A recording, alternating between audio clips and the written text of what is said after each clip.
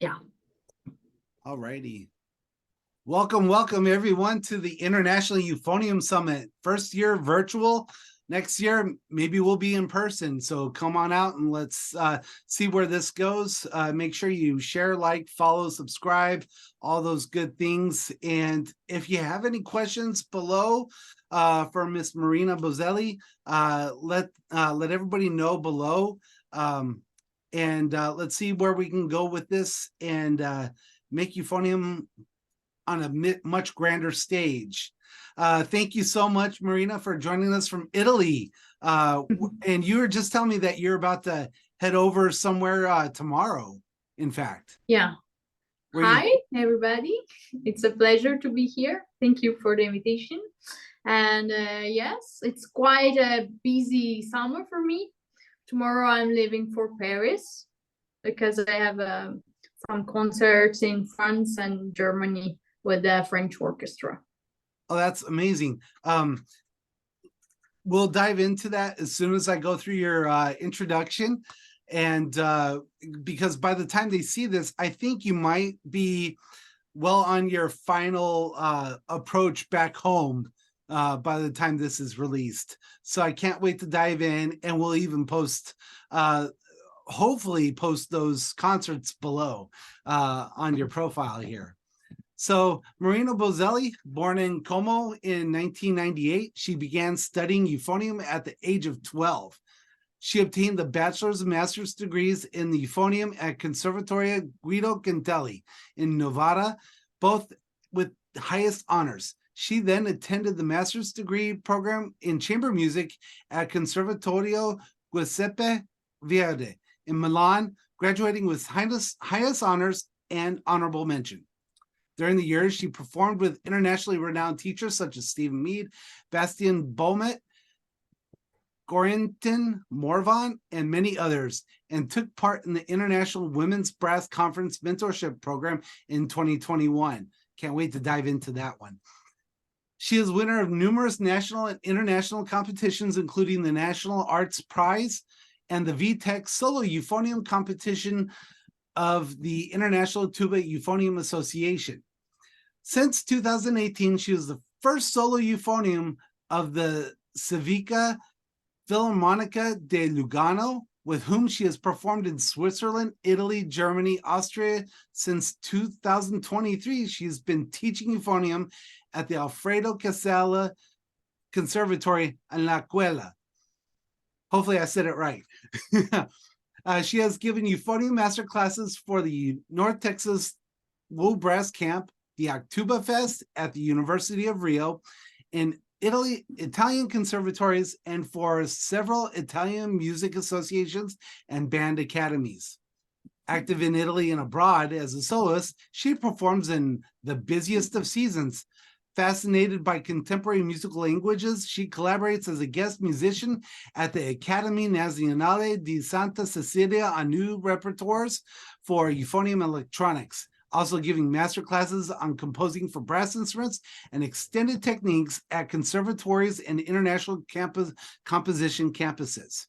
She performed more than 20 pieces for unaccompanied euphonium and euphonium with electronics written for her exclusively, extending out to those that are willing to take that challenge, exploring and pushing the instrument and its literature towards new heights.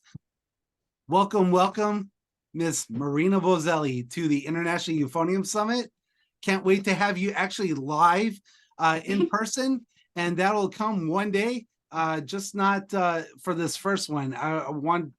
Let's see if we can get the control. Thank you for joining us. Well, thank you for giving me this space to share some euphonium love. Absolutely. It's all about the euphonium, and especially the current and future euphonium artists, providing them a roadmap of successful dream life and conquering that and seeing all the potential. So Marina, you say you started at age 12.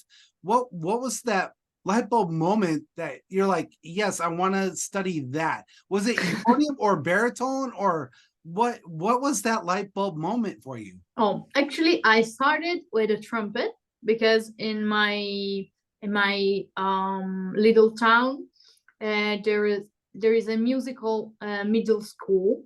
So I started playing trumpet because they made me try the trumpet, and actually it sounded so natural. So they said, okay, you're going to play the trumpet. And I was like, okay, I like it. But after a few months, I found out this really big case, and I was like, what's inside that? The euphonium. I want to try it, but my teacher, he didn't like this thing, because he said, no, but you are really small, you're a woman, you're a girl, and you are good at playing the trumpet, so why switching to the euphonium? So I waited an entire year. And on my first day of school, of the second year of middle school, I said, okay, now I want to try the euphonium. I tried it, I love it, and I brought it home, and we never separated since that. Okay, so what euphonium was in the case? What model? What make? Oh, it was a Jupiter euphonium. Oh, Jupiter! Like really basic euphonium for students. And yes, I brought it home because my trumpet teacher actually was also the band conductor of the school. And so he was trumpet teacher, but he taught a lot of brass instrument actually. And so I was lucky that there was a euphonium there, and I tried it and I loved it. And at that moment started my my career actually. Okay, so yeah. So were you even home before you like fully decided that music was going to be your career? The first the first day of band, when did you know that you really wanted to pursue music, as trumpet or as a euphonium or just musical in general? I've always loved music. I remember when I was really young, like maybe 5-6 years old, I spent my entire afternoon singing, and I really enjoyed music. It was so emotional for me. But I'm not from a family of musicians. Actually, I'm the first musician of my family. So I never thought about music as a job, as an entire way of living life. But the moment I tried euphonium, it was like I found out my my place. It felt like home.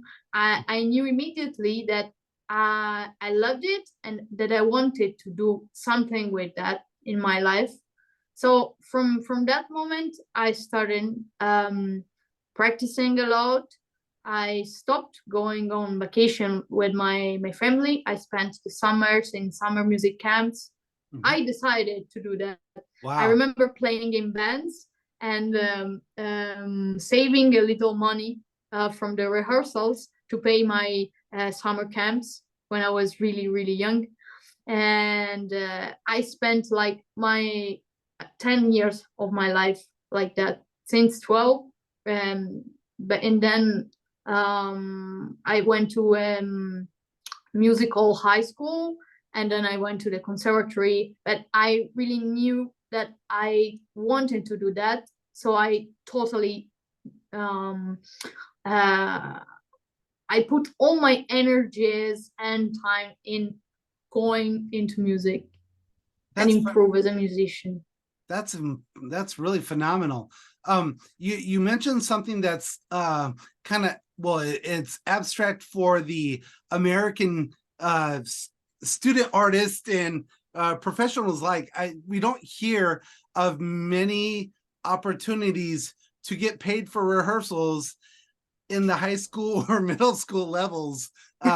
So it's a bit intriguing. How did you find out about a playing job, what we would classify as a gig, so early on? I don't know. There weren't many euphonium players there still are very few in here. And I was quite good also when I started because I practiced it a lot. So a lot of local bands around my town needed euphonium. So I went playing for them too. But it was like 5-10 euros a night for the rehearsal. So which is not that much, but I worked a lot, and in a year I could afford then paying my summer classes and courses, private teachers. Well, that's awesome. So you bring up a few points. You bring up a few. Let's dive into who was your first euphonium teacher. My first euphonium teacher was properly for euphonium was Mauro Ciccarese at the musical high school, and he was a student of the teacher I would have had then at the Conservatory, Corrado Colliard, which one I studied and obtained my degrees in euphonium. That's fantastic. What did your parents think when you so focused on euphonium and practicing? Must have been all hours of the day and night when you had free time. What did they think? Oh, they were quite scared because I spent a lot of time in my room practicing. I've always been like a solitary person, but it was more and more because I was always with my instrument.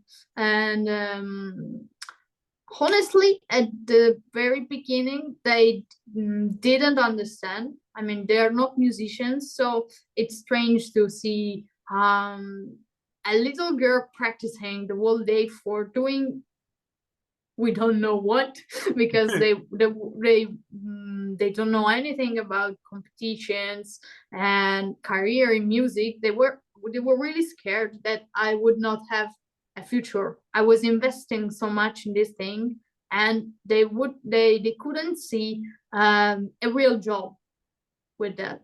So they were quite scared, but they saw that I was really interested in doing this thing, so they let me did music, study music at the conservatory, at the high school. So they said, okay, you want to do this thing, go, but on your own, because I paid for my things and everything, because they wanted to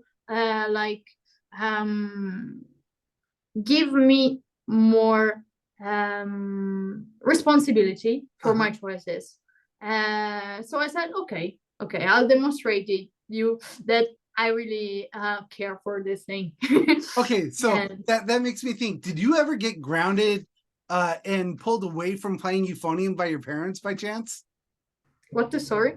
Did you ever get in trouble and get grounded from playing euphonium, or did they let you do your practice routine and stuff like that? No. We had a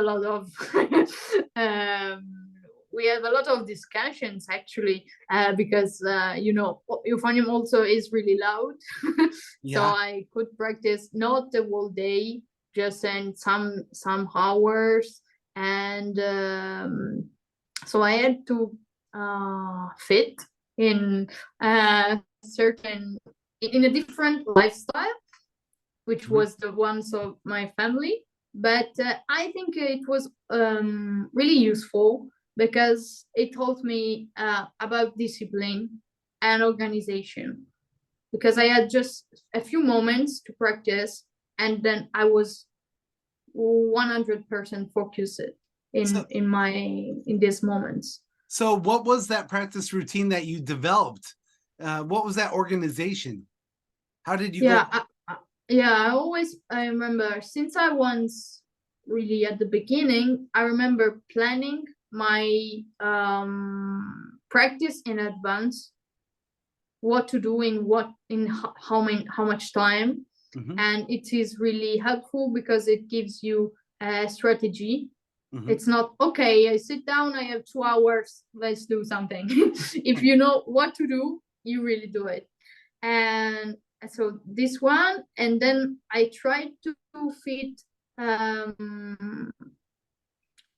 I try to practice in the best hours for my concentration. Like I had 2 hours a day, so I know that in the afternoon I'm a bit sleepy. Okay, so I do something else, maybe a workout, I don't know, and I keep my best hours for music. So I know I can. These 2 hours can give more. Right. Okay, it's Yeah. clear. Yeah, it is. Sorry. And if those that aren't understanding quite yet, just ask questions below. Someone will reach out to you. Everybody, like everyone who's on this International Euphonium Summit, from professional artists to collegiate artists, most of us, I should say, and if you're a parent watching this and supporting your student artist, the mindset is one of the critical things for any musician and any artist. Is if we're not in a solid state up here, then it's going to be extremely hard to create that focused effort and time and to maximize that output. It's especially with Marina, what she's bringing us today is really exceptional quality. So in that organization, those 2 hours you say you practiced, what did you start with? What was the sequence of practice for you typically? Yeah.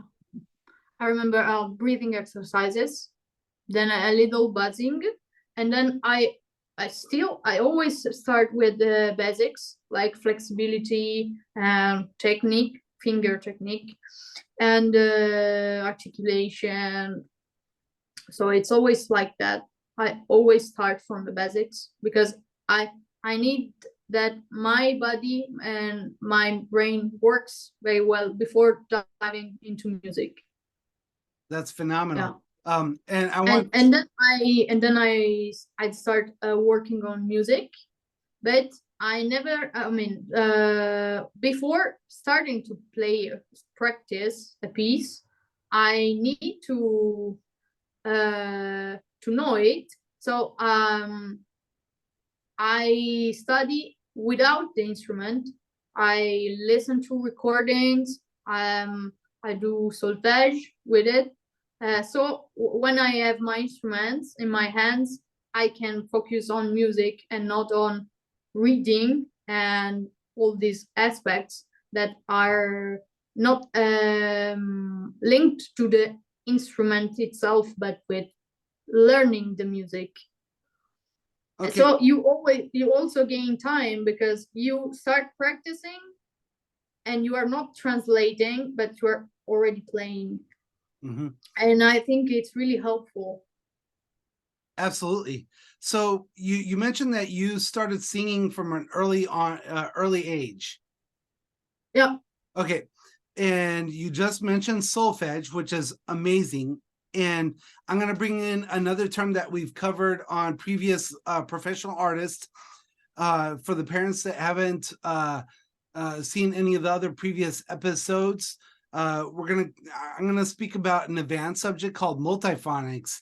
And if you go into the links below or somewhere on this page, you'll be able to see Marina's performance, and you'll hear a multiple sound layering, and it's not the electronic singing, it's her singing through the buzz. It's called multiphonics. Now, when did you there's so many layers into breaking it down for the parents and for the beginning artist to consider multiphonics. The solfège, the singing, and then buzzing. When did you first discover multiphonics? Was it in practice? I don't know, maybe the exact moment I discovered it, sure. But I remember also when I was in middle school, really playing with euphonium, like improvising, looking for sounds. And so I remember I saw, maybe it was Steven Mead, I don't know, it was doing a cadenza for the I don't know, Carnival of Venice or Right. Napoli, and he uses multiphonics. Like you have this ostinato basso played by the instrument, and then you have the team, which is sang, sorry. And I remember okay, let's try it. So I started singing in the instrument, and then with years I learned how to really control it and improve it. But actually, it's the extended techniques I love the most. Oh, that's fascinating. So with that being said, I would love to get back to the basic interview, but would you be willing to do a two-part series and go over the extended techniques with me on another interview? Yeah, of course. Okay, perfecto. Awesome. That what a treat, y'all. Thank you. Okay, so when so you learned about, okay, so I have we have yet to I'm wondering when you first learned about Stephen Mead. I was in middle school, and I remember was really I started playing euphonium, so I went on YouTube searching for euphonium, and it was like maybe it was Stephen Mead playing pantomime, so maybe it was the first video I ever saw, listened about euphonium. It was like, okay, you can do all this thing with this instrument. And I remember spending the afternoons listening to everything I could find on euphonium, and it was mostly Stephen playing. I think we owe so much to him for discovering and bringing this instrument to this scale of visibility and importance it has today. So I think from our generation, he's really the first one and the most important. He's really important for us. He sure is. And many prayers to him currently right now. If yeah, I pray blessings upon him. He's it's a interesting time we're living in right now, for sure. So let's see, you started with a Jupiter, and boy howdy, we've covered so much in just a good synopsis of time, a little chunk of time, because it's ultimately focused, right? That great organization. What do you recommend our beginner artists that are starting out, and the parents that are supporting their beginner artists? What would you recommend them to start utilizing as far as like equipment, apps? What would you recommend to your beginner students? Well, I remember starting with the Jupiter Euphonium, and I just had a music stand, normal one, and a basic digital metronome. And I remember I had a stereo for the music basis. Yeah. So I could play on the drum or something to be on time. And I had this. And for today, I think it's really important to have a music stand, because it's too strange to if you don't put the music on a stand or something like that, you have poor posture. And posture is the first thing. It's so important. So you have to practice in your best physical condition you can find, you can have. So music stand, of course, is important. And with the telephone, it's much easier, because you have a lot of applications, apps in one place. And I can suggest some free apps like Sound Corset, where you have the metronome and tuner. But my favorite one is Tonal Energy, of course. I love it. You have a lot of drones and a lot of settings you can change, and so you can really build your instruments for practice. It's so helpful. Also because it has different for tuning, different perception of tune, from beginner to really advanced, which is a very sensitive microphone. So it allows you to start from the basis and constantly improve your practice. It's my favorite one. Another thing I suggest to use is I don't know, there is it's built in a lot of different shapes, and the buds tube or the burp, it's a thing you attach at your mouthpiece for doing burpee. Oh yes, I'm looking for mine. This thing. Yes. That one. Yeah. Yes, that one. For me, it's so important because it helps you develop your buzzing in a way that is more similar to the instrument, because it adds a little part to your mouthpiece. So the resistance is similar and you can change it, and it's really useful. And also, I would recommend some basic instrument for air control and for checking the air you are using,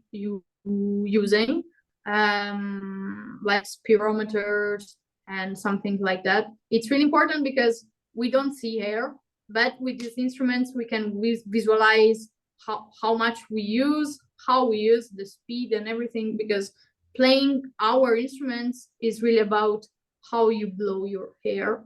And it's really important to get used to this idea and to learn how you work physically. So it's really I saw another piece of equipment, and our beginner artists that are on the smaller side, so to speak, there's a piece of equipment I spotted on you, on your person, while you were performing in one of your videos. You had a neck strap to hold the euphonium because you're doing all different musical, extended techniques that we'll cover in part 2. What would you recommend? Is that something you would recommend for a smaller body type so that they get used to being in that posture? Yes, I totally would. I remember when I was younger, I used to play with it, especially when I was standing up. And then with time, you get used and you get stronger. And it's really important to always keep a good posture. So find I don't know, neck straps or hand straps. I don't know, whatever can help you to stay in the proper alignment with your body when you have your instrument, because it's something, the more you play, the more important it is that you stay in your best physical position, because with time it's going to change your body if you don't pay attention. Right. And we want to play for our entire life, so we have to really pay attention to posture and our wellness.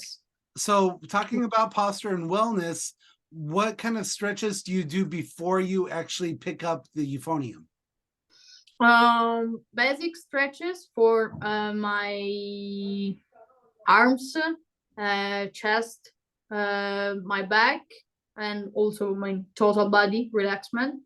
And some a really important book for this, one of my favorites, is Breath Gym.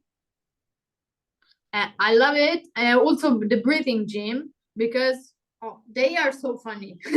Yes. And these exercises are really important to activate your body and relax it, also in a funny way, and to start paying attention to yourself before starting practicing. So it helps your body, but also your mind to align with these intentions and to focus on what you are going to do.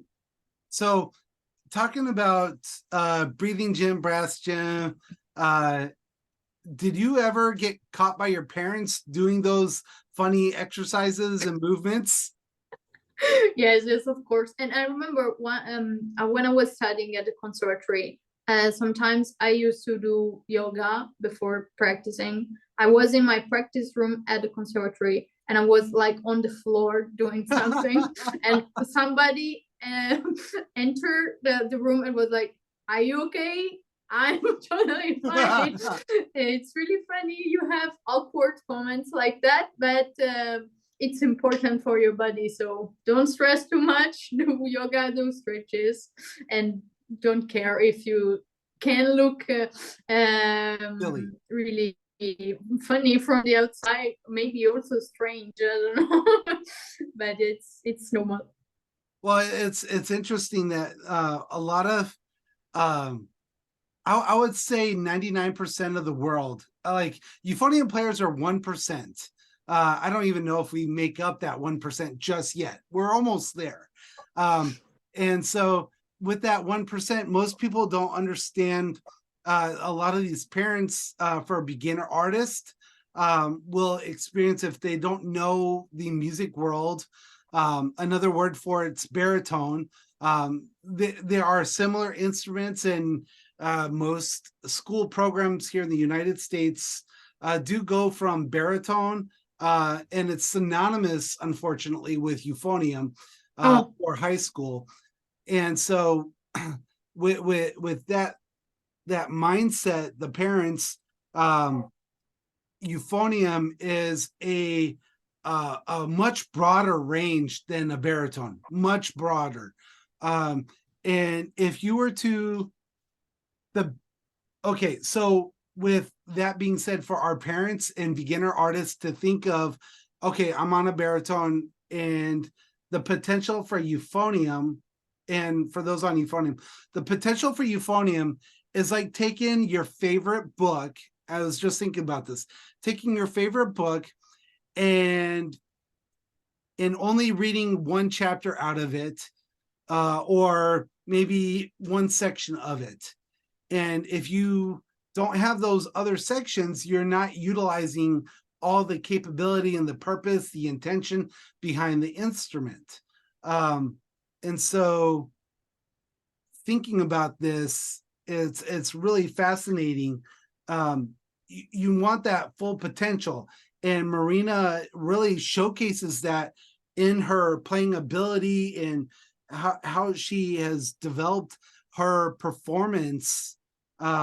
It's the potential is astronomically different than where a lot of these student artists, and even up through collegiate level, they don't really see the potential. And I'm glad we had this discussion at the beginning of our recording here, is because of that frame of mind that your parents had, that, you know, oh my gosh, they want to be a musician, and what possibly could be. And with our conversation with Matteo, that we brought on as a composer who writes for Marina, it's really full circle here.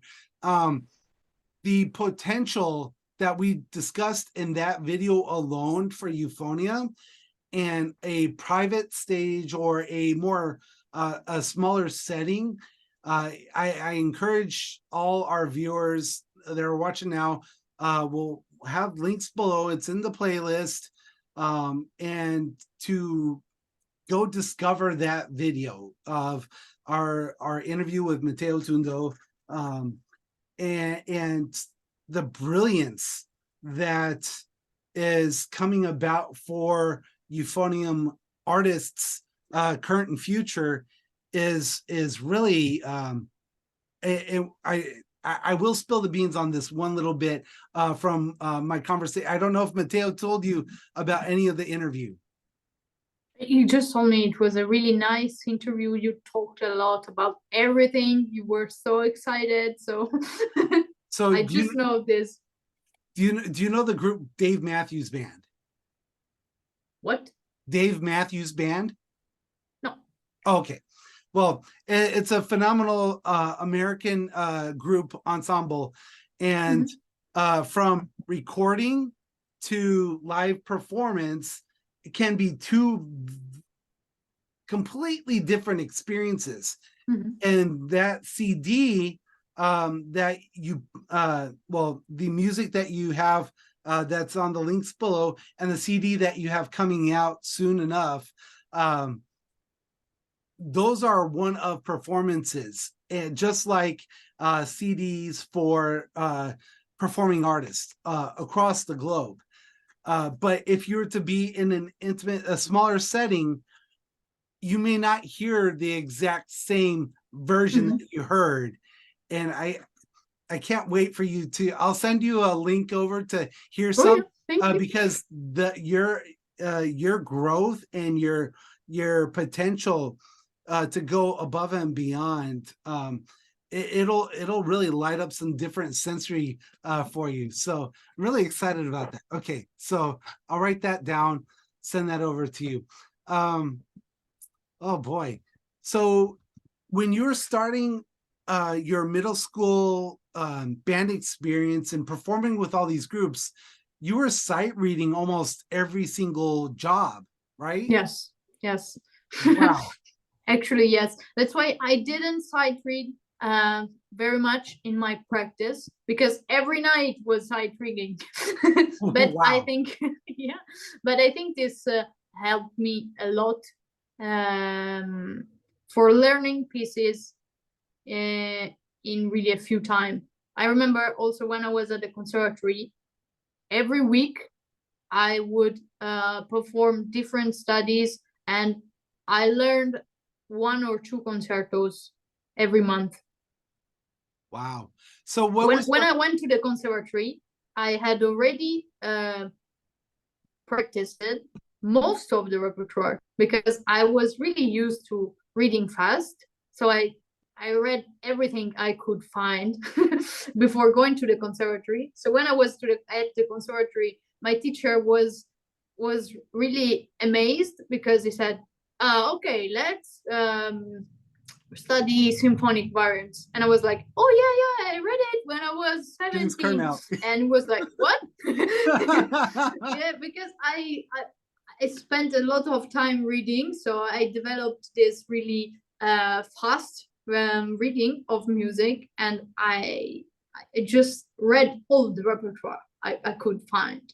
And then okay, I practiced it. I went deeper into the music, but sight reading was so much important for me, because it gave me those skills that are also important for a professional, because now maybe I have really few time between concerts to practice the repertoire, and also recitals can be really different even if they are at the same week. So having fast reading, it's so important, and you can only develop it by practicing sight reading. So there's a few different I noticed in your videos the acoustical differences, the performance venues that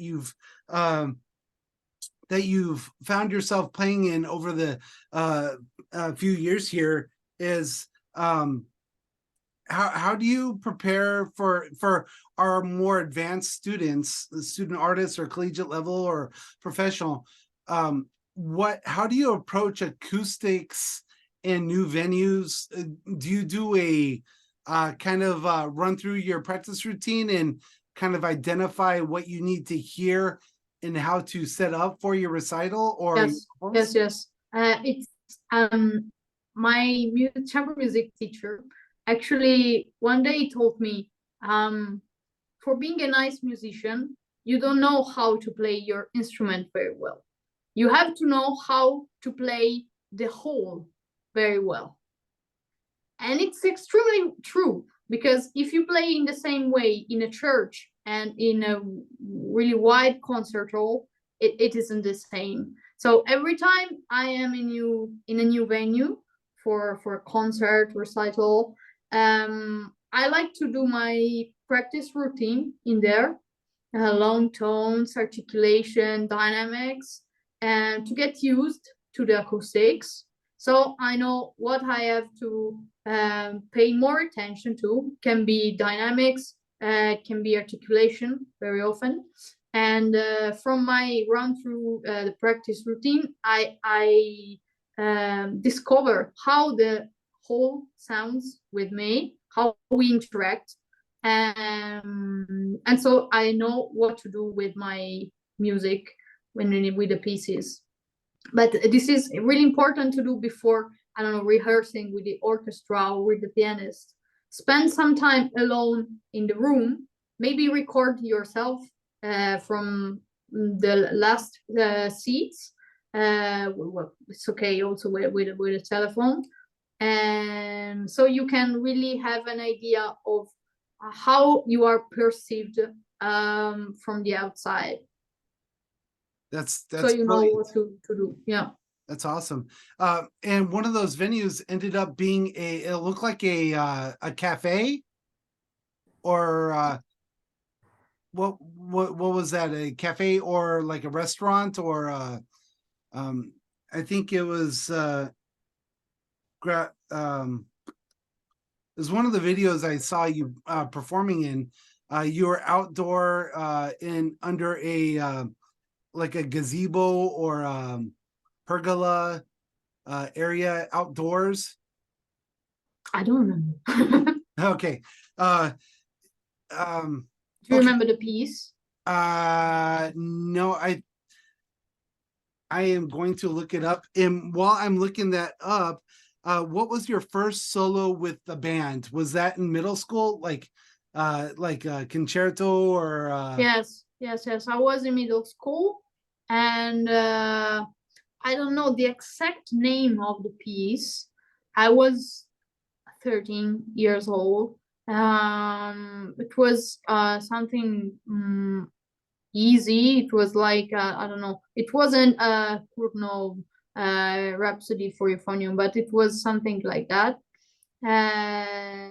Yes, I was in middle school, and then I remember at 15 I had already played with bands like 8-10 times as soloist, because I was already into competitions and everything. So the local bands invited me to playing some solos, even if I was really young, and it was beautiful. That's awesome. It was So really fun.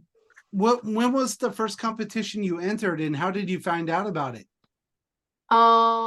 My euphonium teacher at the middle school used to bring the best students to competitions with the orchestra and as soloists. So my very first competition was after 4 months. I played the trumpet. Wow. Yes. It was my first competition, and since that, every year I would do 1 or 2 competitions in Italy, but that could be national or international competition, always held in Italy. And so I really started at 12 as I started playing, and I've always did competitions during the years. Oh, that's really awesome. What elements have you taken off horn, like when you're traveling, and or like especially it's going back to your childhood and growing up, since you were only allotted 2 hours per se to practice at home, what were you doing off horn to practice to increase your your yeah, musicianship? I did a lot of listening with my score for sheet music. So I tried to visualize it as I was practicing, also just by listening, and I sung the music and solfege also, and it allows you to practice without stressing your muscles. How did you ever get muscle fatigue in the Yeah, yes. How did you play to muscle fatigue? I remember at the beginning, yes, but I'm really lucky because I had teachers that took this really seriously. So they told me it's not normal to have pain while playing. So I learned how to take rests, how to do some stretching for my face, also for the lips. And I learned that it's really important when you practice to end with a cool down session. And I always do it when I have rehearsals, when I have concerts, when I practice. It's so important because it's right to think about musicians as sports people. Like, I don't know, a runner that does stretching after a run. We also have to do our stretches. It's really important because if you don't do that, you just add tension and tension and tension. And I thought to a lot of I spoke to a lot of musicians, professional musicians that had to deal with paralysis. Yes. Because they had so many years of tension in their face, and then the body doesn't function anymore. And it scared me a lot. So I said, okay. Where did you learn the stretches? And are they in the gyms? Yes, you can do just vocals. You can do something like that. Yeah, you can do a lot of stretches for the lips and long tones in the really low register, and whatever, it's fine. The important thing is that you feel really your chops and everything get relaxed. Yeah. Awesome. That's a big thing that is not spoken about, is that paralysis, the focal dystonia, is the release of all that. You hit the nail on the head right there with all that tension that is built up here, the body being relaxed, especially in your facial muscles. Yeah. So what would be three things that you now? What would be three things that you wished you would have known then when you started that you know now that you teach your students?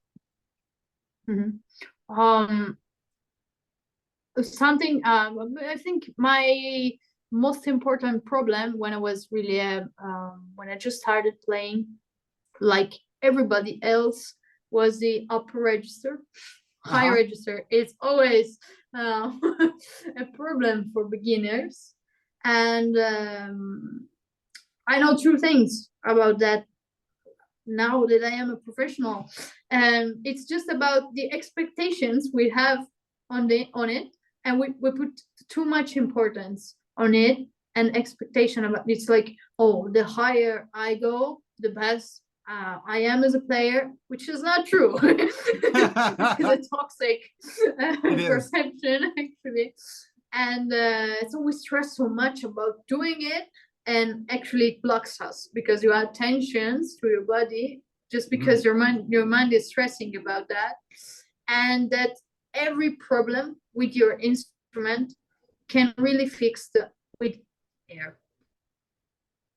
If you just learn how to blow through your instruments while relaxed, you can achieve everything. It's no pressure, it's not being forcing, it's just being relaxed and go with the flow. And it's really important because when we are kids, we want results immediately, so we try to do more and more to achieve them, but actually sometimes for having more we have to do less. So it's just, yeah. You know, a lot of other professionals, including myself, and is the lower you work, the low notes, and just getting a good intonation, good sound, good breath control. The lower you go, the higher you can go. Yes, that's true. Because it's like the same amount of air, just that in the upper register, it's more speed, but it's this big air you need in the pedals. Yeah, I totally agree.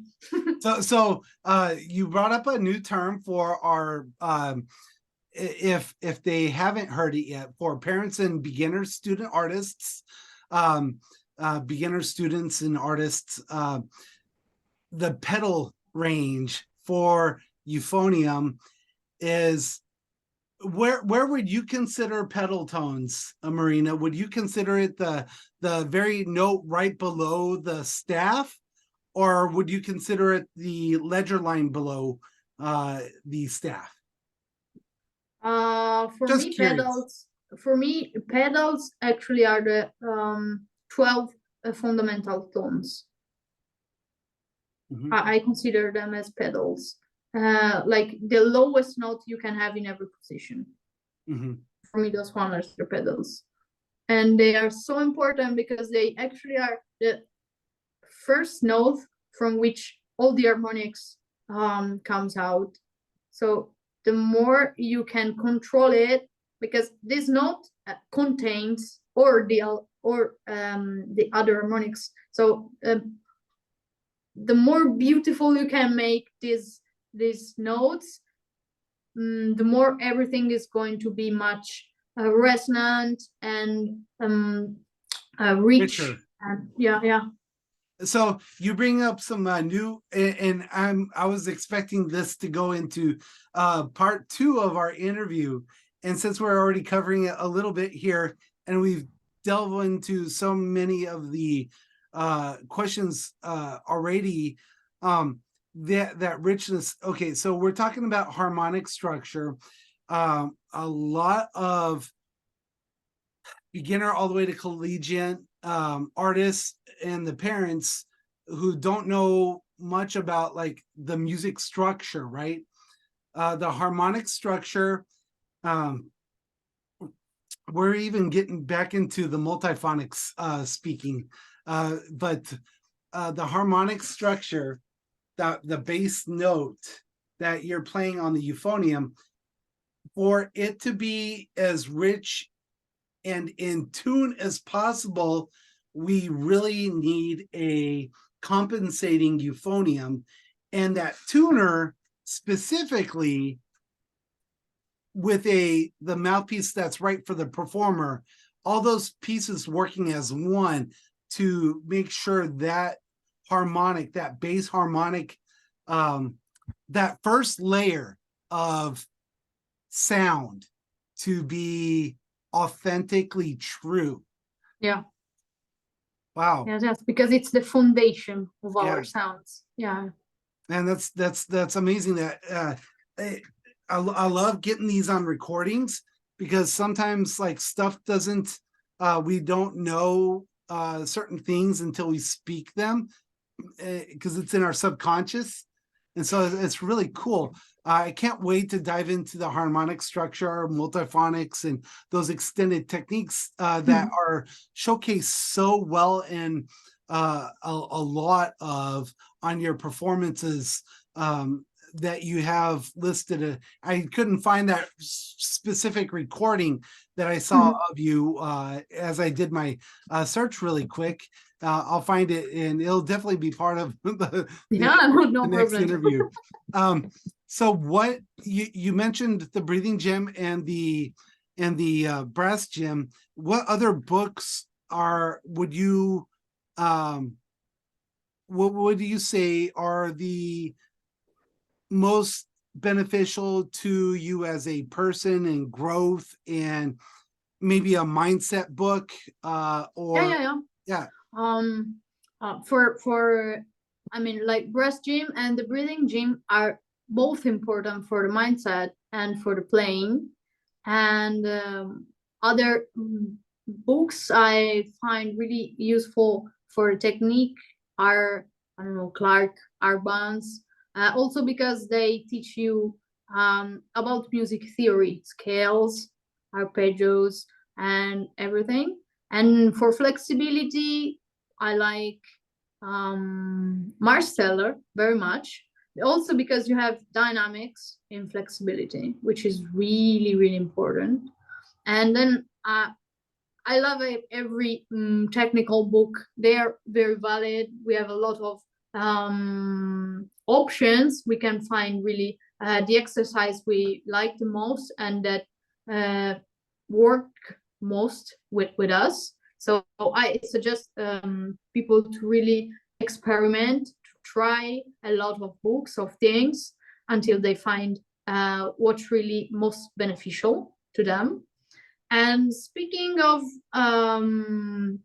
books that were important for my developing on the mindset, a book two books I love are Arnold Jacobs, you know, of course.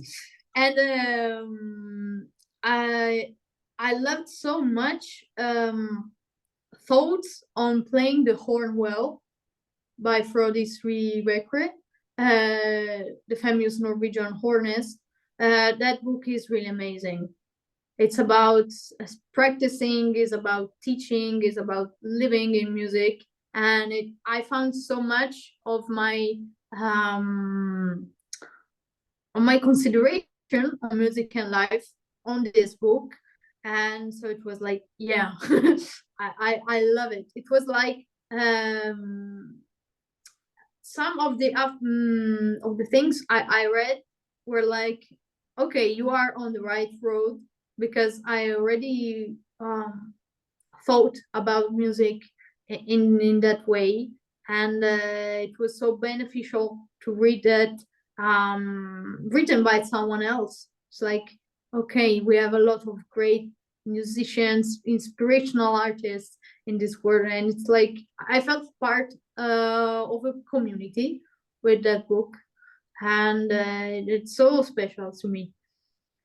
Yeah. That's awesome. Sweet. Okay. What the Arnold Jacobs book is really awesome. What other,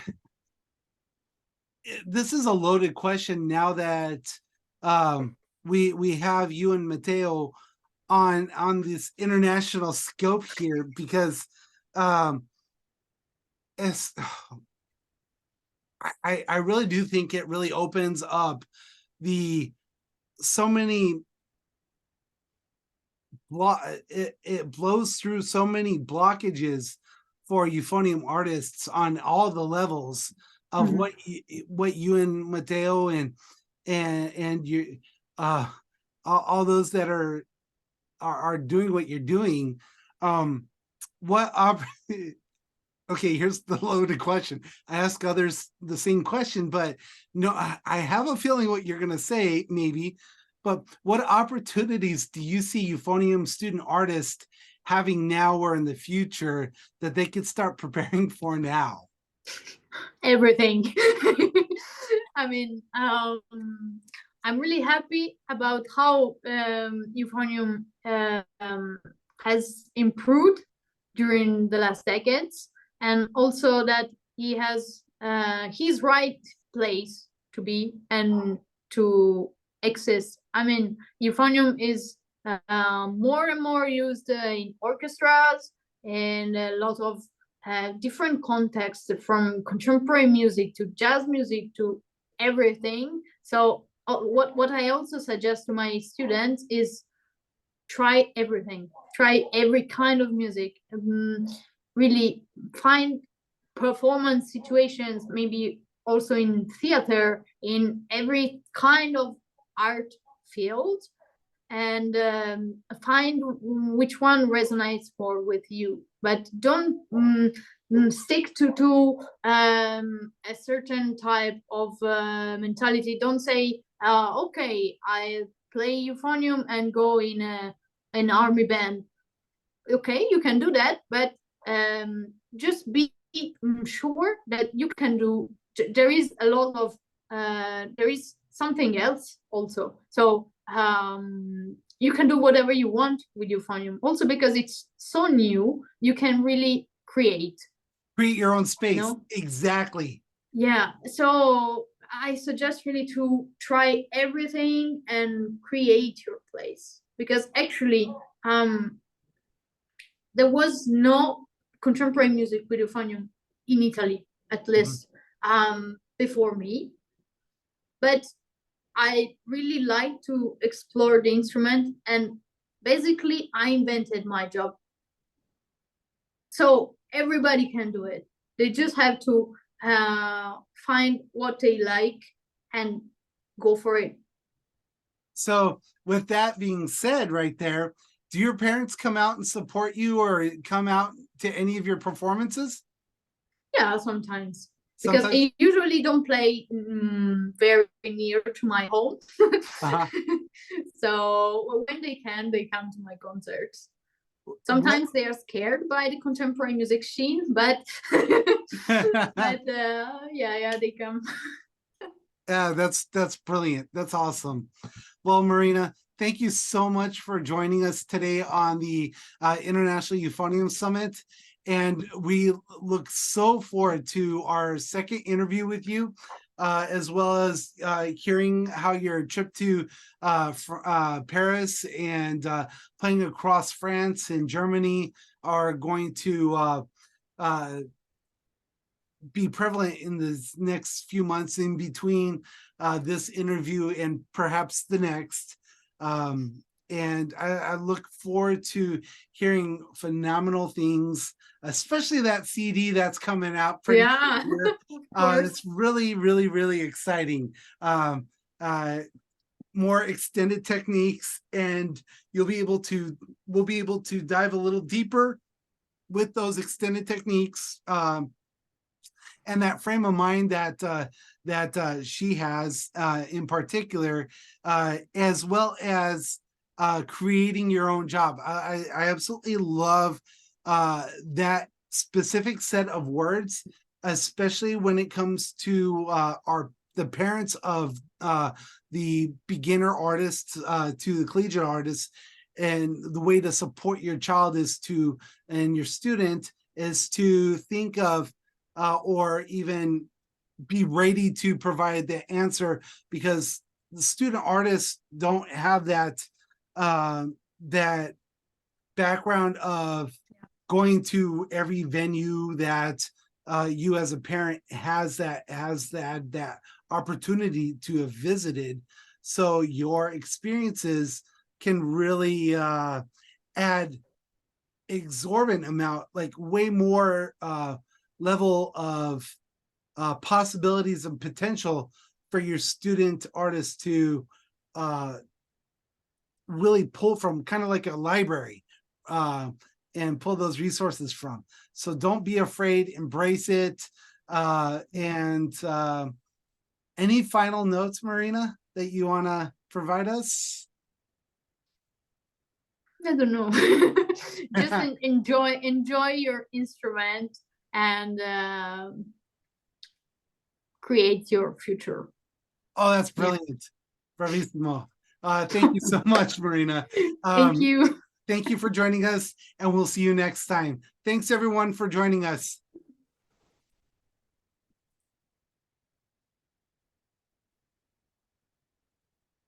Oh, wrong. Let's see. We shall go over here. I love playing around with new tech, and